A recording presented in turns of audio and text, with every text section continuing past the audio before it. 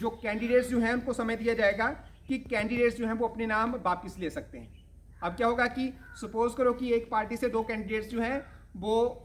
Ticket के इच्छुक थे, टिकट तो किसी एक व्यक्ति को मिलेगा ना, और दूसरा व्यक्ति जो है वो स्वतंत्र वहां पर खड़ा हो गया या किसी और पार्टी से खड़ा हो गया, तो पार्टी जो है क्या देगी, उसको समय देगी कि अगर आपको ये महसूस होता है कि मुझे जो है वो चुनाव में पीछे हट जाना है, तो वो उसको समय देगी कि वो चुनाव से पीछे को हट जाए। और जब स्क्रूटनी कर दी जाएगी उन पेपर्स की, उनकी जांच कर दी जाएगी, उसके बाद कैंडिडेट्स जो है वो अपने नाम वापस ले पाएंगे। और जब कैंडिडेट्स जो है अपने नाम वापस ले लेंगे तो उसके बाद जो है वो चुनाव आयोग जो है वो उसकी अंतिम सूची जो है वो जारी करेगा किन कैंडिडेट्स की, जो कैंडिडेट्स जो हैं वो अभी तक चुनाव में खड़े हैं। और उसके बाद जब ये प्रोसेस भी, ये स्टेप भी जो है वो पूरा हो जाएगा, उसके बाद क्या होगा, कैंपेन शुरू होगा, चुनाव प्रचार जो है वो शुरू हो जाएगा। कैंडिडेट्स जो है वो फाइनल हो चुके हैं, उनके पेपर की स्क्रूटनी जो है वो भी खत्म हो चुकी है, और जो नॉमिनेशन वापस लेने का समय जो था वो भी खत्म हो गया है। और अब यहाँ पर क्या स्टेप बचेगा, यहाँ पर अब बचेगा कि जो कैंडिडेट्स जो हैं, जो पोलिटिकल पार्टीज जो हैं वो कैंपेन करेंगी, वो अपने पक्ष में प्रचार करेंगी, और वो क्या करेंगी, वो डोर टू डोर पर जाएंगी, है ना, और जितने भी उनके पास जो भी मोड जो उनके पास है उस मोड का वो इस्तेमाल करेंगी लोगों को कन्विंस करने के लिए कि अगर आप हमारी पार्टी को चुनते हैं, अगर आप हमारी पार्टी के कैंडिडेट को चुनते हैं तो हम आपसे जो तय वादे जो हैं उन तय वादों को हम पूरा करेंगे। और यहाँ पर एक बड़ी महत्वपूर्ण बात है कि जब भी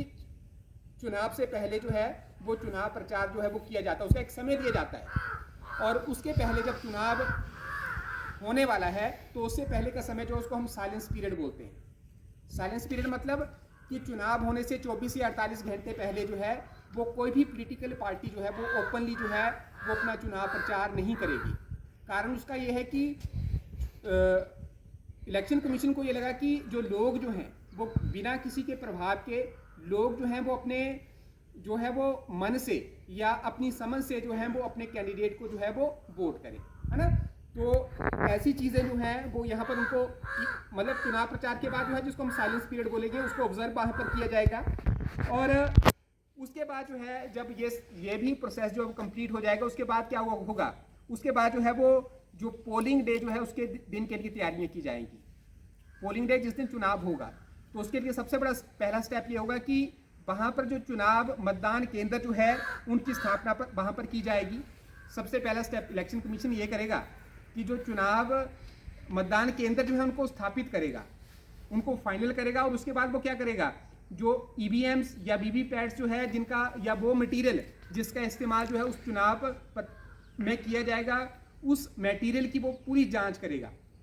कि कहीं ऐसा तो नहीं है कि उसमें कोई टेक्निकल फॉल्ट है या कुछ ऐसा तो नहीं है, कहीं पर कोई गलत प्रिंटिंग वहाँ पर हुई है, उन सारी बातों की वो जांच करेगा। और जब ये जांच कर ली जाएगी उसके बाद क्या करेगा, जो इलेक्शन कमीशन जो है वो जो एम्प्लॉइज़ जो हैं, जो सरकारी कर्मचारी जो हैं उनकी प्रतिनियुक्ति करेगा, और वो सरकारी कर्मचारी जो हैं वो चुनाव आयोग के द्वारा जो रिहर्सल करवाई जाएगी, उनको जो अभ्यास करवाया जाएगा कि चुनाव आपने किस तरह से करना है, उस चुनाव अभियान में वो उसका हिस्सा रहेगी। क्योंकि जो ये इलेक्शन प्रोसेस जो है चुनाव का, ये जो प्रक्रिया जो है एक लंबी और जटिल प्रक्रिया है, और जो इलेक्शन कमीशन जो है वो नहीं चाहता कि किसी भी तरह की जो यहाँ पर गलती जो है, गलती की गुंजाइश जो है वो उसमें रहे। और उसके लिए जो है वो 2-3 फेज में जो एम्प्लॉइज़ जो है उनकी रिहर्सल करवाई जाती है, और रिहर्सल में डू और डोंट्स उनको बताए जाते हैं कि कौन सा काम आपने करना है और कौन से काम से आपने बचना है ना। ये सारी चीज़ें हम वहाँ पर हम देखते हैं।